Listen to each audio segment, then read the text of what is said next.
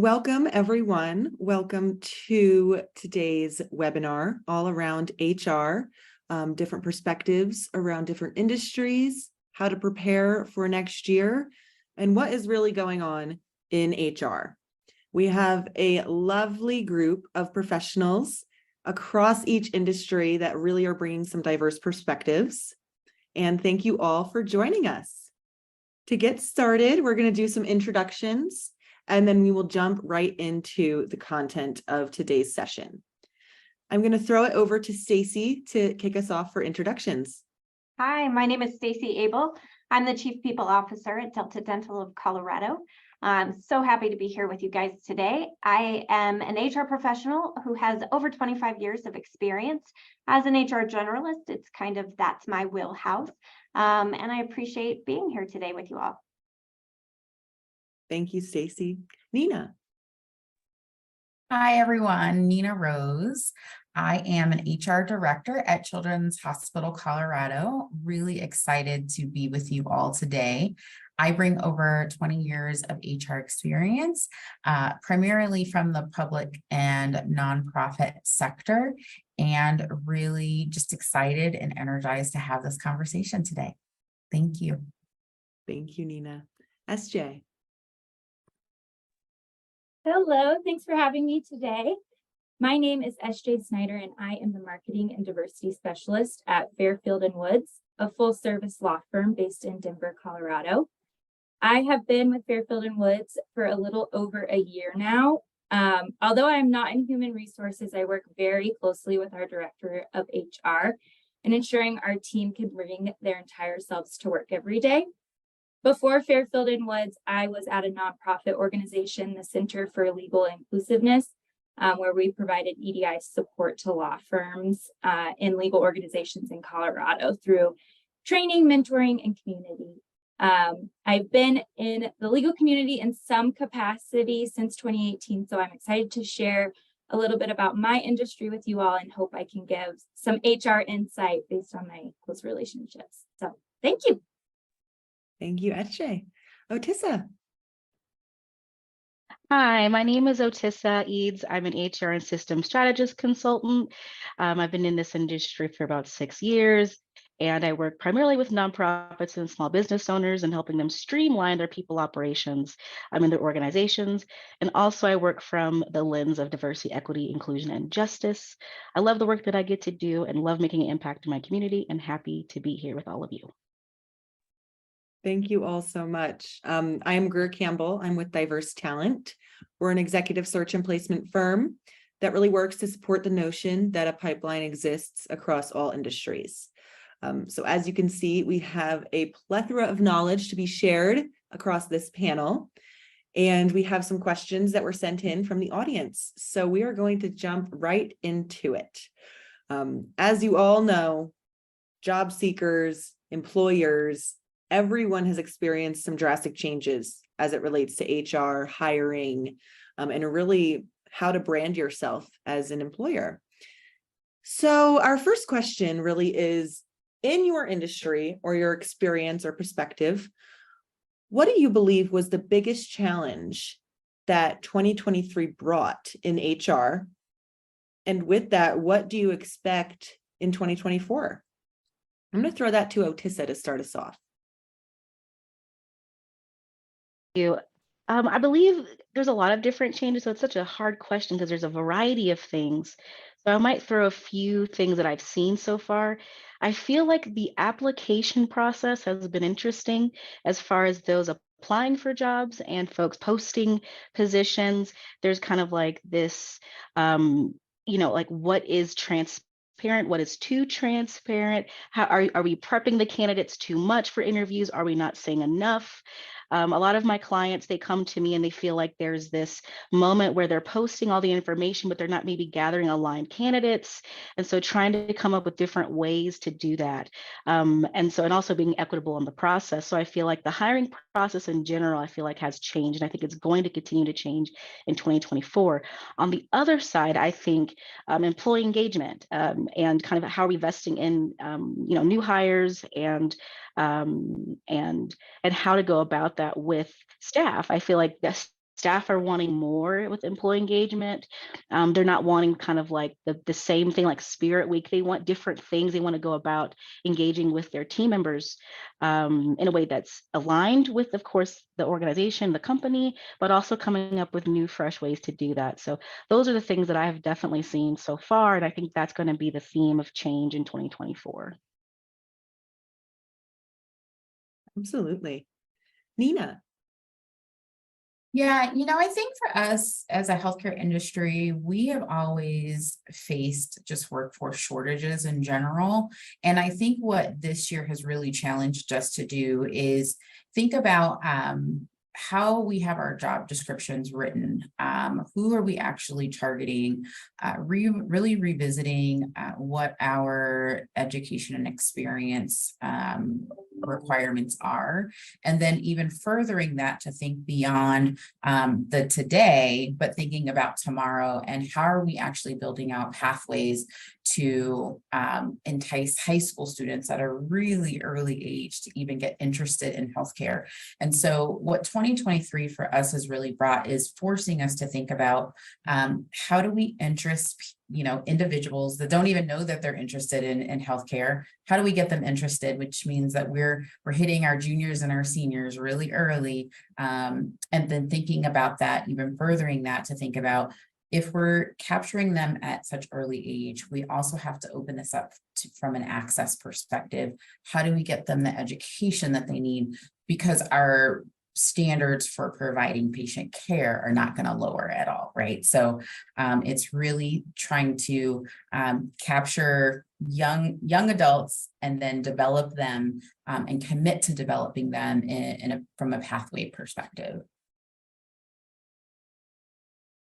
That is so important, and something that I think a lot of organizations, thankfully, are really trying to commit to better the internal culture that you're trying to create. Stacy. Yeah, thank you for that question. I think coming into a new industry, a little bit about my history is prior to coming to Delta Dental of Colorado, I worked for Craig Hospital here in the Denver metro area, and I was the chief people officer there. So absolutely all the things that Nina was talking about is so important, especially around healthcare. But something that I haven't had to encounter is this hybrid work environments, because working in a hospital, we were in the hospital and on the ground during COVID, but transitioning to an organization where we are insurance and have that ability to really flex from home. 2023, as we learn to live with COVID, because we're not out of COVID, but as we learn to live with COVID, really being able to have that ability to balance that hybrid work environment really is something that has been different and challenging for us in 2023. How do we realign what that looks like as our workforce has the ability to come back into the organization? What is that balance? Do we allow people to work 100% remotely, or are there some is there some ability to be able to really embrace that hybrid work environment? And I think as both the ladies before me spoke about, this war on talent is still really real.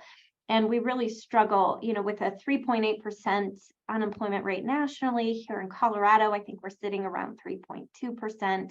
How do we find that talent to be able to bring it back into the work environment the way that we need it to be here, especially with the growing technology, AI, which I know we'll talk a little bit about later.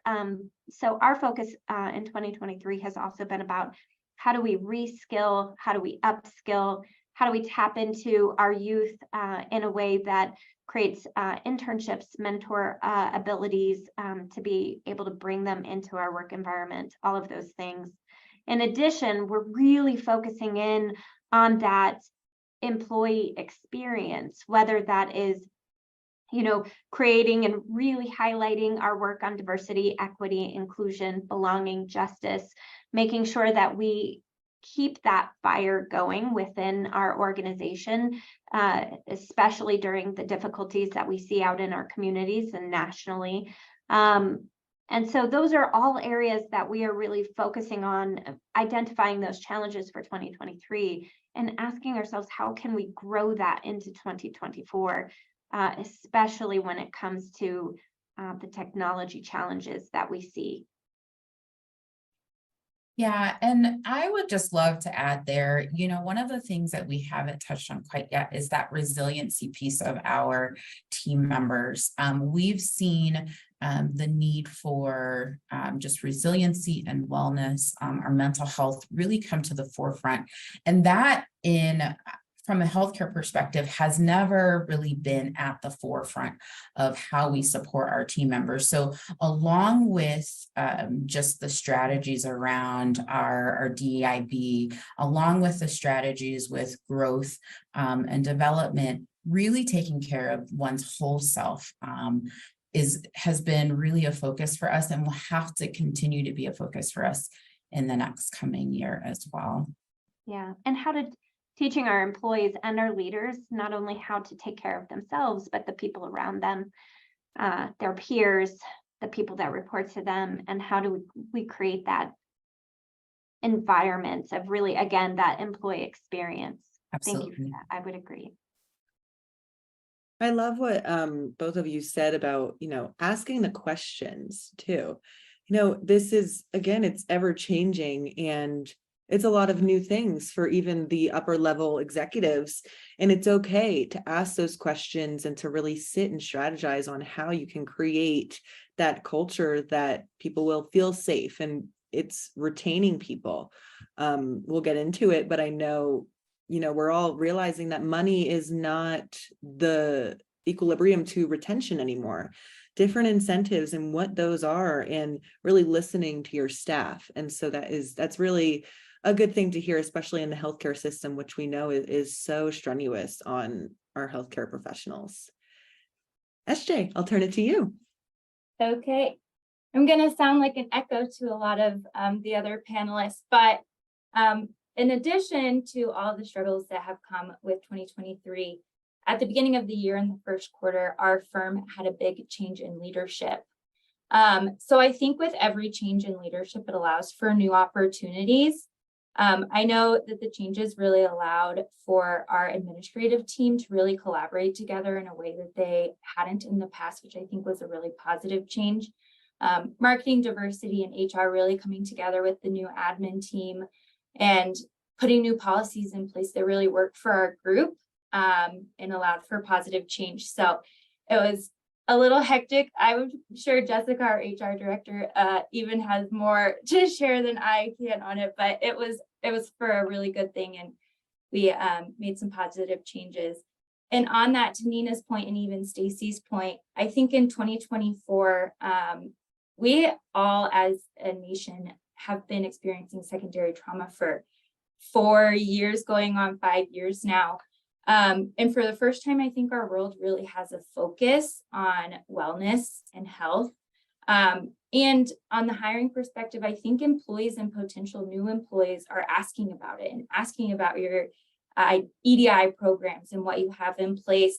They're really seeking that flexible work environment. So what does that look like moving forward? I know in our firm, we really want to work on next year a targeted wellness program for the different populations in our workforce, going across all socioeconomic statuses, from staff to more of our attorney side of things, and really opening the door to discussions about financial health, physical health, and mental health in a way that we haven't before. So I think new leadership change really led to a lot of those discussions, which was great. And I love what you said, SJ, that marketing and the DEI department and leadership are kind of all working together, because, that's what it's all about. The silos have become so real, especially with remote work. And it's just really important that everyone has a seat at the table where decisions are being made. Because every perspective, every thought, every experience needs to be heard in order to create an action plan. So that's great that your firm is working toward that. Absolutely. And for, just the shareholders can't be the decision makers, because it affects everyone down and it affects the next gen of the organization. So you really have to give a voice to everyone at the table. because, just because it's the way you've always done something doesn't mean it's the right way. And it's really nice to get those new perspectives and have them in a room where they feel comfortable sharing really good ideas that might not have been considered before. Absolutely. Wonderful. Moving on, a lot of talk about new and, the unexpected. That really segues us greatly into our next question. Data, tracking, and AI. Something that we've all heard multiple times, especially this year, and it's coming up quick. And even if you're not totally aware of what AI is, like a lot of us are, it's affecting HR. It's affecting more than we all know. So my question for you all is, how has this data tracking and AI affected your industry? HR specific hiring, retention, DEI. How have you seen that in the past year or two? Stacy, I'm going to throw it to you first. Sure. Thank you for that question. AI is so big, so ambiguous. There are so many different ways. And when I talk with peers of mine in the HR industry and we bring up, are you using AI? What are you using AI for? So many people in the HR profession respond, oh, well, that's not anything that we would utilize. And then we go into some conversations about what you can use it for, such as recruiting, such as a starting point for a job description, making sure that you're using neutral language within your policies or within job descriptions, predictive analytics, things like that. I think that it is just really important when it comes to AI that we all take a step back and recognize that it's data. And unless you are watching a lot of sci-fi movies, it's just a computer. And so in reality, it needs oversight from our teams and our professionals. We need to do education on what the appropriate use is for AI and what it is not, including about, recognizing the fact that you could use ChatGPT and put what you think is, private, maybe not private information or maybe not harmful information into it, but then suddenly it's released out into, the big, Ethernet of ChatGPT, and it's accessible to other people. So really making sure that we are putting some privacy rules and things around it. But one of the things that we're actually really excited to use it for, and we're just in the beginning stages of exploring the opportunity, is creating this talent marketplace opportunity, which really gives us the ability of attaching skills to our job descriptions in a way that is easily accessible by an AI system, and then partnering with our leaders and our staff members to also be able to identify their skill sets and skill sets that they either have or would like to learn towards. And so when we open up a position and we have these skill sets identified, it would be able to go out and pull from a pool of team members to really be able to say, oh, well, SJ has that skill set. She's just missing one thing, or Nina is has this skill set, even though she may not be promoting herself or maybe a more of a quiet team member. And that gives us that ability to really pursue those employees and really talk with them about growing within our organization. And so it's more active recruiting than passive recruiting. And we're really excited about that opportunity because it also leads to that career pathing that Nina was talking about, gives people that ability to really see what the opportunities in your organization are, and really breaks it down in an easy, searchable way, should that be something that they'd be interested in. Again, that person may have, 6 out of the 15 job skills that you're looking for, but now they know and can talk with their leader about achieving those additional skill sets to be able to grow into that particular role into the future.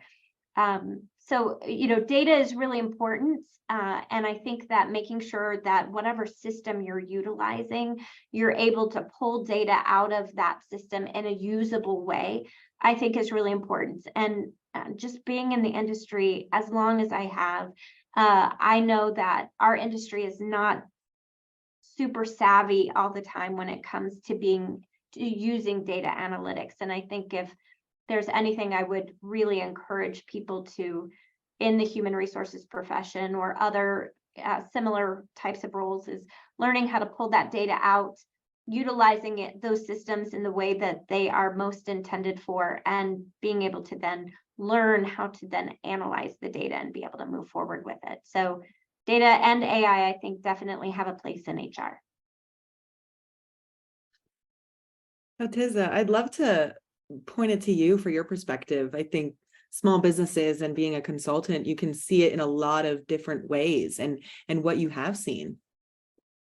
Yeah, I was just talking to a colleague yesterday who is an attorney here in Denver, and I was like, yeah, AI, it's so fascinating how we're already here and it's not going to go away. It's actually going to become part of our lives.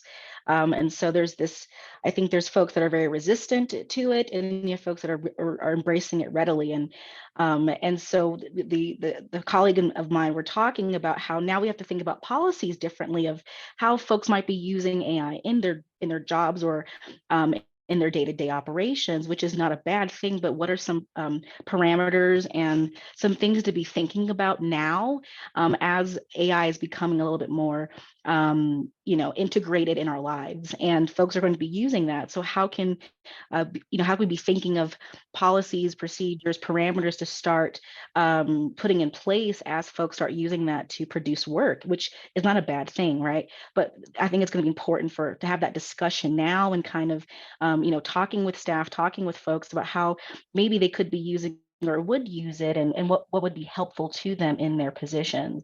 And then on the flip side, I think the folks that are very resistant, I have a lot of clients who are very resistant to using that, or they forget, like, you don't have to create a slide deck all by yourself the night before. You can actually have AI do that. And so I've been working with some folks on just being more curious and being a little bit more playful with trying to get used to AI and all the features that it provides, and not seeing it as a negative thing, and figuring out ways that it could add to their work life, or how it can be an asset to them and to their staff and employees, especially with my clients that have teams of 5, 6, 7, maybe even 10. They're doing the workload of a staff of 15, 20, and yet they only have so much time per day. And so I've been sitting down with them and saying, hey, you're doing a lot of things. What are some things you can outsource to an AI program, or how can you better utilize some of the features that these softwares provide us? And so it's just, to me, starting with a conversation, seeing where the resistance lies, and how can folks be a little bit more curious in using these programs. And again, what are the parameters that are going to have to be put into place as staff start to utilize these AI programs with their job, or other folks start to figure out how they can integrate it in their everyday work life. So yeah, I think it's discussion and curiosity for sure. Absolutely. You mentioned the legal perspective, so I want to turn it to SJ to see what you've seen from a legal perspective. Yeah, Otis, as soon as you said that, I was like, we definitely have some resistant folks, and I think it has a lot to do with kind of the ethics, and from the healthcare perspective, some of the HIPAA things that could go on there with the data sharing.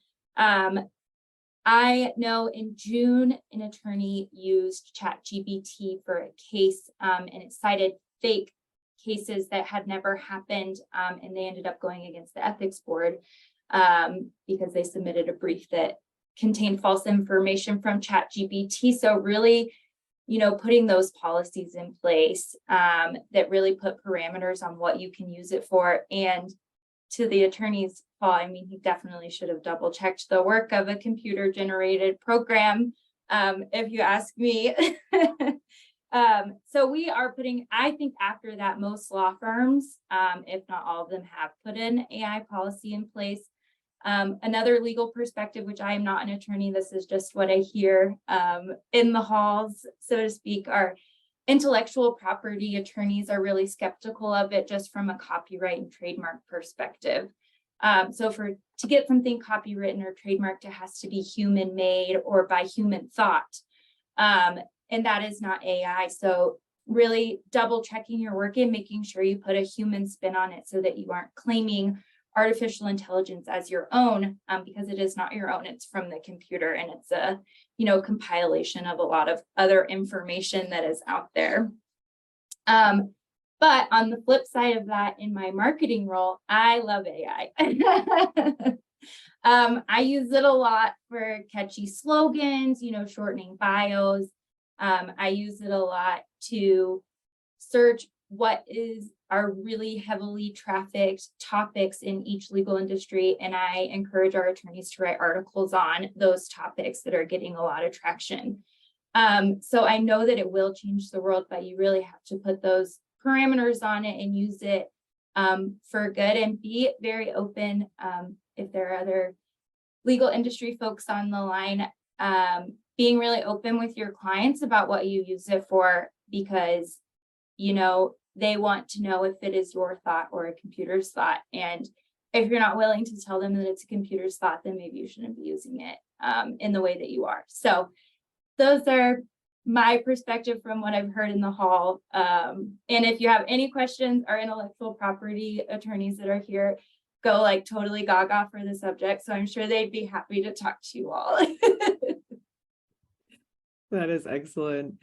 Nina, you have been in the industry and have seen so many changes within the HR industry. What are your thoughts and perspective?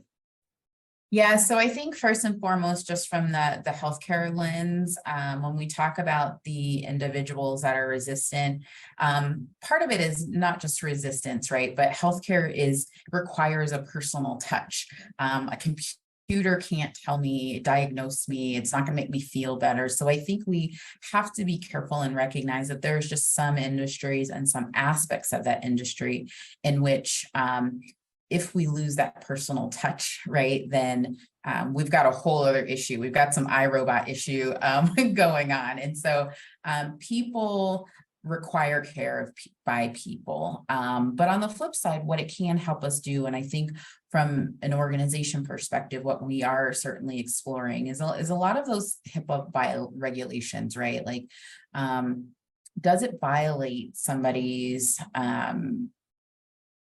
personal, information when we're thinking about how we even write policies, making sure that we're using inclusive language. When we talk about information that's just out there on this big web, what are we actually pulling in? So I think there has to be a level of kind of critical thinking of maybe it's the framework to get us started when we think about specifically HR related type activity, but then how do we actually utilize the skills that we have as professionals to make it relevant to not only our culture and our team members, but how do we make sure it just makes sense, right? So I think we as an industry will probably remain in two camps. There will be the direct care of taking care of our patients and families that can never really be replaced. A warm touch, a smile, comforting words. Those are things that a computer just can't do. And so there will always be that side of the world. But the other side of us is if we can whip something out in 30 minutes versus taking a week, let's utilize it and leverage that, but make sure that we're in really the security parameters that we need to have. How do we protect people's personal information? How do we just protect ourselves even, right? When we talk about naming our own voice, our authentic voice, when we talk about this from a DEIB perspective, we know that AI may have some qualities about it that are not necessarily inclusive. And so how do we keep that lens on as well? So things will continue to change. I mean, we moved from a typewriter to now we have a stick in a couple words and it's going to give you 3 paragraphs. So I think it's exciting, but we've got to approach it with caution. And again, those good critical thinking skills that we need to have. So to Nina's point about artificial intelligence and DEIB, there's the movie Coded Bias, which is based in, I believe, New York, but it kind of goes into how artificial intelligence bases answers on information that it receives. So information is leadership, typically looking out is a white man, or so it automatically sorts these resumes and not equitable and not inclusive So you really have to double check the work that it's doing, because there's a lot of work that still needs to be done to ensure that these technology programs are inclusive and do have everyone's best interest in mind. I know even just in credit scores that AI is used to make credit scores in women naturally by artificial intelligence have lower credit scores than men. So things like that have no actual factual basis behind them. It's just what the computer has knowledge on, and that's how it bases its future decisions. And in the movie Coded Bias, you should really watch it. And there's a part where the Amazon technology is using artificial intelligence to hire employees. And they didn't recognize that the software was doing it, but it was automatically scratching anyone's resume that they went to a women's college or were on a women's sporting team. So they didn't know it's naturally cutting women until someone pointed it out to them, and they realized that it was in fact being biased towards women. So it's not perfect yet, and we can't treat it like it is, and we have to be really careful with how we use it. A member of our team did an AI presentation for the DU School of Business last week. And when I was sitting with them, kind of going over, what is AI and how we approach this, I said, AI is a great assistant, one of the greatest assistants that you can have. But it's not the CEO, it's not the business owner. And I think that, a lot of people resist it. And someone even said, oh, I resist it because of the Terminator. And I was like, whoa, I hope that we're not going to get there. But it's scary. And it's not that, it doesn't have that human touch. And so I think it's, just like you all said, really important for everyone to do their research and to know that there is a pro to AI, but the con, without that human touch, without that personalized approach, it can really eliminate that culture that you work so hard to create. It can put people in silos. If AI is leading an entire onboarding training, you're already siloed. Your first day of work, you're just by yourself with a generated computer. So thank you all for putting the pros and the cons into perspective, because it is so important to acknowledge that, we are evolving, and it's great technology continues to evolve, and it's going to make a lot of things more efficient and easier, but it's also going to remove a lot. So thank you all for that perspective. We're going to shift gears a little bit and go back to the HR perspective. Inclusivity, equity, diversity, and ensuring that these processes are all of the above. What does your company, or what have you seen been done to ensure that your HR practices and processes are equitable and inclusive? SJ, I'm going to throw that to you first. Okay, great. I love this question. It's the one I was most excited about. I am the first in-house diversity specialist that my law firm has ever had. So when I first joined the firm, I recognized that first we needed to work on our internal policies and education before we could support and retain a diverse workforce. And we've come a long way. We have quarterly in-house trainings, and a lot of the emphasis of those trainings has been the emphasis on diversity of voices, being able to be heard, like I said, and having a seat at the table. Everyone brings different lived experiences. Even people who look alike can bring different experiences. They grew up differently. They have different family dynamics. So just ensuring that we have a workforce that encourages everyone to bring their full selves to work. So in my role as the diversity specialist, I work very closely with HR to ensure our benefits are inclusive to all family dynamics. I think this is a big encouragement to potential employees, but also the employees you have to really retain them and be inclusive. So in the past year, we updated a few things, and I'm going to share a few because I think, some organizations could really benefit from it. So we really dove into our insurance policies and ensuring that they were inclusive to family dynamics, long-term spouses, different partner situations, and really included all people in the household. We updated all of our firm documents to have gender inclusive language. Our parental leave extends to all parents now, and it also includes adoption and fostering, which was a really great thing for us to do. We also added a floating holiday policy in the last year, which allows for folks of different religious backgrounds or different cultural heritages to celebrate days that are important to them outside of the traditional, American holidays.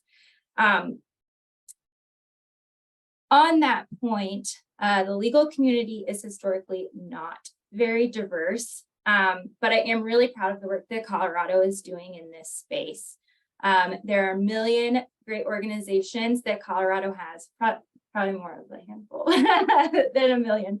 But organizations like the Center for Legal Inclusiveness, Law School Yes We Can, the Colorado Attorney Mentoring Program, and COLAP, just to name a few, are really great opportunities for diverse individuals who are interested in getting into the law or who are already in law school and really looking for that mentoring and community side of the legal industry. Those organizations really support first-generation law students and really help out with a lot of costs associated with becoming attorneys, as well as diverse talent. So I know there are a lot of organizations that are out there to really make the workforces more diverse, but you have to be sure that you can sustain and retain these employees, and you have things in place that really encourage them to want to be there and to feel like they're welcome. And then lastly, I think this goes along with EDI very well, as our new wellness policies that we're putting in place. The legal community is known for really having substance abuse, to put it not so kindly. It's an industry where you take on a lot of other people's trauma, you're exposed to secondary trauma, and you make other people's problems your problems. So I really wanted to put an emphasis in the past couple of years to make it so that all of our firm activities outside of the office were not based around drinking. Really being inclusive to all lifestyles that want to have fun and hang out with their coworkers. It doesn't have to solely be based around alcohol. So that's just, I think it goes a long way. There are people at your company or firm that might not be open about not drinking or being sober. And it's really nice to be accommodating to them and ensuring that you have options for them at gatherings. And our last focus on wellness, this was just kind of silly, but very highly asked for in wellness was chair massages. So we did bring in some chair massages and some activity programs that really encourage people to get up and have fun and not, you're at work, but you can have a really good time, even if it's 10 minutes of puzzling or a 10-minute chair massage, or just getting away and drinking some tea with some coworkers. So that is what we have going on at Fairfield and Woods. That's great. That goes back to that incentive piece, different incentives to really push for retention. So that's great. I haven't heard of some of those. So that is awesome. I'll be anxious to see how that continues and the data behind that. Nina, I want to pass it to you for your perspective.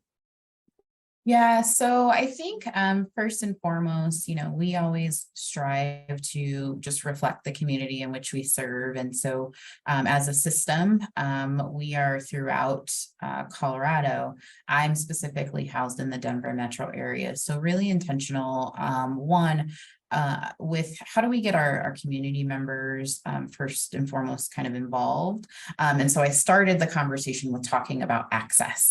And so when we think about DE&I from a healthcare perspective, it tends to lean itself to somewhat more privileged populations. And so what we've really put into place is we partner with Guild, which is access to a huge education benefit, which allows us to, again, that pathway work, kind of really start to grow our own. But we also have community-based programs such as our Medical Career Collaborative, which works generally with lower income schools that allow individuals to intern here. So I think that's one piece of like, how do we just get people here? And then how do we keep people? So that's the retention piece, and really investing in our DHE&I message, right? So health equity, not just for our patients and families, but health equity for our team members. And so what does that look like?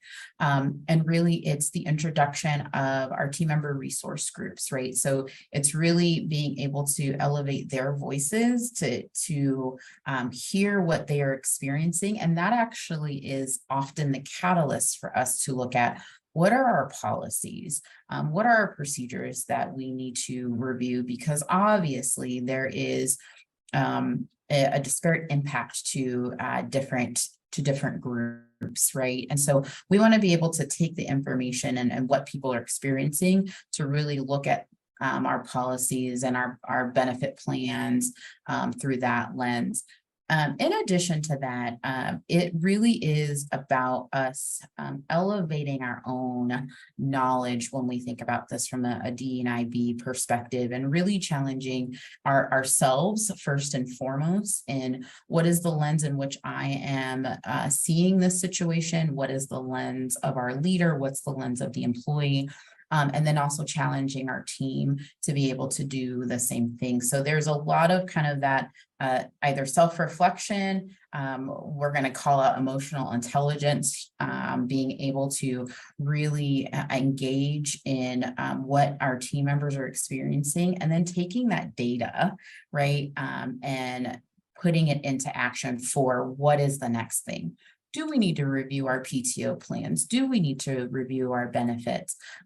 When we think about our cultural celebrations, how are we encouraging our leaders, right, to encourage and support their team members to participate in these activities that are happening on site? So we're really trying to continuously evolve, one, for the benefit of our patients and families, because obviously an inclusive environment really equates to really positive health outcomes, but also how do we support our team members in helping them feel like they belong and that they can continuously connect to, the children's message, and feel like they can also thrive. So a lot of different areas. I think it's something that we've constantly, we've got to work on. We continue to work on. We're affected by, the things that go on in the world, and navigating all of those things, and really just being agile to this work. That actually, I had a question for you, Nina. And you had just mentioned, all the things that go on in the world, specifically with healthcare and access to healthcare. Recently, but historically, there has been a lot of detrimental things happening. Do you see that your employees and the individuals that are involved in the hospital are carrying that with them, and how has that really shown up, and how have you tried to, create that safe space for them?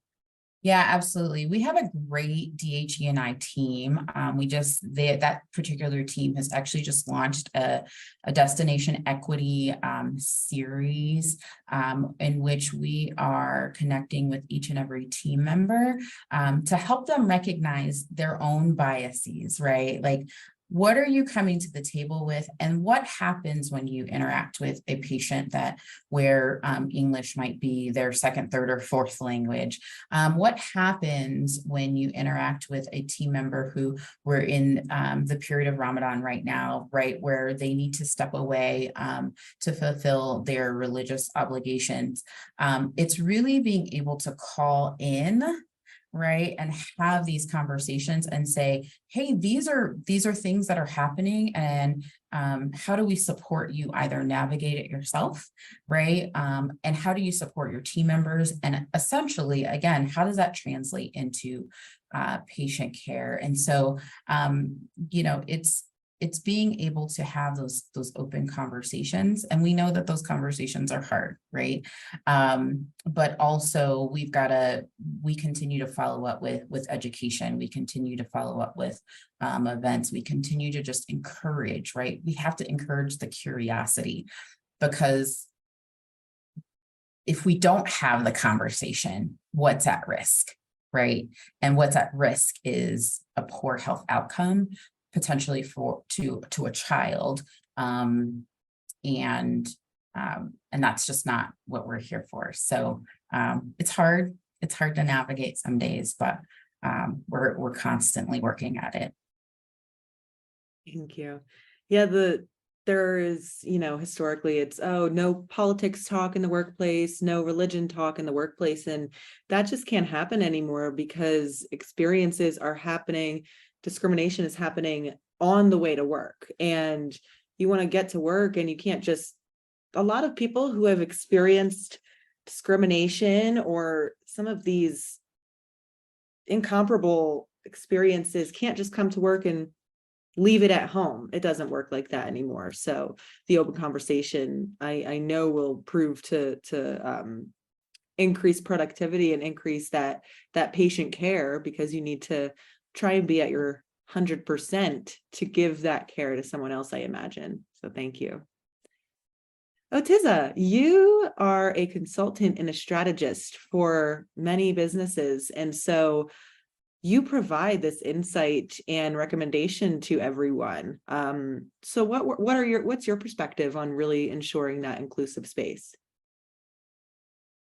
Awesome conversation for a lot of different ways. I love the way SJ kind of started us off with all of the tangible things that her company is doing in real time, and what all goes into that: the work, the data, the research, and then the actually plan of action and implementation.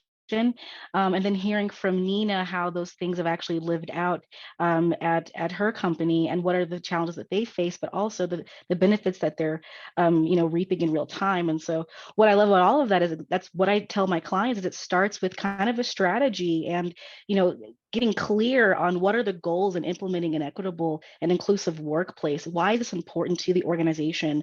And also getting kind of real with reflection time from not only from the leadership, but also with the staff. This is a really important time for everyone to kind of take time to reflect on the importance of this, not only in the workplace, but in their lives. And then continuing that education piece on understanding more about the different, competencies that go in with having an inclusive and equitable workplace, understanding what the heck those words mean and how that actually can be lived out. Again, not just in the workplace, but in their lives. Anytime I do trainings, I always tell my clients that it starts with us and what we're bringing into the workplace, because we also take ourselves home. So we can't just look at equity and inclusive practices as from a 9 to 5, practice. This is a daily, work that we are living in. And so I always tell my clients that it's important to kind of start with that end in mind, but also seeing how that relates to our everyday lives.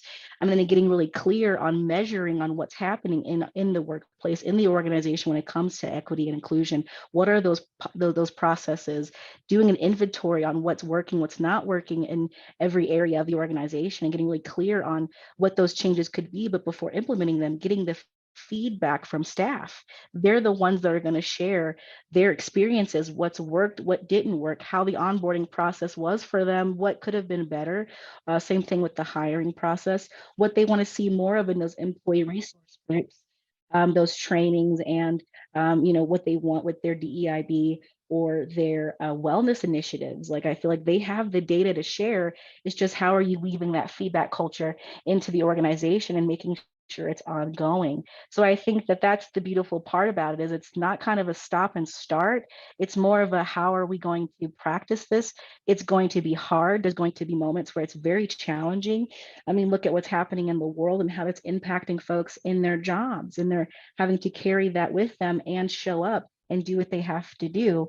And so, how are we providing that work environment for them? Yes, to thrive in their job, but also acknowledge that they're a person dealing with people things, as we all do. So I could go on and on about this, but I think that we got to hear some actual examples of how folks are doing that in their work environments. What are the challenges and nuances that come with that, but how to continually move forward and how that will evolve over time, and how that will change as the world changes, and how can we still keep the wellness and health of our staff at the forefront during these discussions. So I'll stop here, but that's kind of my thoughts on all of this.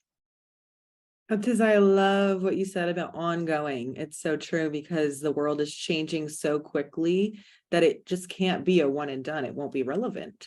So the commitment is long-term, it's ongoing. Thank you. Stacy, I'll turn it to you. Yeah, I have such wonderful information and sharing about this topic. And I would agree with everybody on the panel. It's all of that. When I first came here to Delta Dental, we have a wonderful team who leads our DEIB initiative within the organization, but also in our community. So we have a big focus not only about how we are showing up from diversity, inclusion, and belonging, and all of that equity within our organization, but also how we're showing up for our partners out in our community and our community members in which we live in. But I do want to touch on something that Otessa said around getting the feedback from team members. So when I first got here, my question to the team was, you're doing such amazing work. How do you know it's hitting the mark and making a difference in the lives of not only our team members, but the community members in which we're serving? And they had never really had that conversation with our team members to say, is what we're doing really making a difference?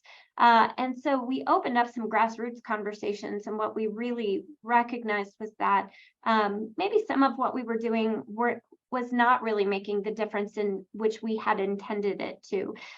So really talking with our team members and letting them elevate their voice in all the things that we were trying to accomplish on their behalf and with them over the last few years really helped us to recognize what was working well and maybe areas that we could tweak a little bit better and do differently, and bring them along with us in this journey, because it's a journey for all of us to participate in and really make a difference for one another, and for our leaders to really embrace the diversity within our organization. And so that has really made a big shift for us in our strategy around diversity, equity, inclusion, and belonging here at DDCO, but also the work that we're doing in our community, which really is an important one when it comes to this work and how we're embracing our team members. So I just wanted to just reiterate everything that everybody said. It is a journey. It is not anything that's going to, come to an end. It's a constant, ongoing collaboration with the people in which we work with every day and that we partner with in our community. So kudos to all of you for the work that you guys are doing. It's really a wonderful thing to hear. Thank you all. That was excellent. So we have time for 2 audience questions. The first one that we received is, I used ChatGPT to create my resume and was rejected from consideration for a job because of that. What are your thoughts? It's a big one. I don't want to call on anyone. So yeah, take your time, and anyone who's ready. Yeah, here's what I might offer. So I want to kind of go back to ChatGPT created the resume, but was that resume truly reflective of that, your skills? Was it truly reflective of who you were? And then secondarily to that, simply like rereading it to say, like, is this who I would want to present myself as to a company? Because if I sound like a robot, I might be a robot, right? And so really taking the opportunity to say, like, I want to, again, the framework is great, but I want to represent myself as my authentic self. And so would I really say this like however it was presented? Does the formatting look right? Simple things, are the commas in the right places and the periods in the right places? So I think using ChatGPT as the general framework, great. But I think there still has to be that human element of, does it represent me in the way that I want it to, in the way in which I wish to be represented? And does it actually sound like it came from a person? Just my 2 cents. Absolutely. Anyone have anything to add? Yeah, I have something to add. I completely agree with Nina, and I would just like to add that also it's supposed to come from you, and you have to tailor your resume to the position and to the organization that you're applying for. So I agree. I think ChatGPT is a great, what I call like draft mode. Like it gives you something to work off of, but it's not done. And you have to not only use your human eyes, but get someone else to, I always tell people, have like 3 people look at this thing before you submit it, because you'll be surprised what other folks will find. And also they know you and they know who you are, and they'll be able to help you, capture that better in your resume. And then, finally, like, how are you adding yourself, your authenticity into this resume? That's the cool part. It's probably got flagged because they probably thought this was a computer who applied for this job, not someone, a person. So you have to kind of think about all those things. Is that, like I said, ChatGPT is great for draft mode, for a framework, but it's not done yet. And to be mindful when using those platforms. That's so true, because you think, me and SJ are marketing professionals, Nina and Stacy specifically are HR in the healthcare world, but I guarantee that we have very different responsibilities day to day. And so it's almost doing yourself a disservice of not, highlighting everything that you do day to day. So that is great. Second question was, let me pull it up. Now that we are in a virtual space, how can I bring my most authentic self to interviews if it's just through a screen?